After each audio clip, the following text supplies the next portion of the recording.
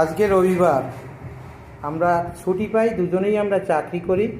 আজকে তার জন্য একটু ভালো করে রান্না করে, দেশীয় পদ্ধতি রান্না করে খেতে চেষ্টা করি। আজকে আমাদের আইটেম হয়েছে কলমি শাক ভাজা পেঁয়াজ দিয়ে, তারপরে চিংড়ি মাছের মাথা বেটে বড়া করা হয়েছে, চিংড়ি মাছ ভাজা, ইলিশ মাছের পাতুড়ি অর্থাৎ কলাই পাতায় ইলিশ মাছ ভাজা বেগুন দিয়ে, তেলকই করা হয়েছে, বাসমতি চালের ভাত, শাপলা চিংড়ি মাছ দিয়ে ভাজা, ইলিশ মাছের তেল আর ইলিশ মাছের মাথা দিয়ে লাউ রান্না করা হয়েছে, লাউয়ের খোসা রসুন দিয়ে ভাজা হয়েছে। আর এরপরে আমরা খাওয়ার পরে আমাদের আম খাবো। আমাদের বাড়ির গাছের কামরাঙা আছে, কেটে রাখা হয়েছে।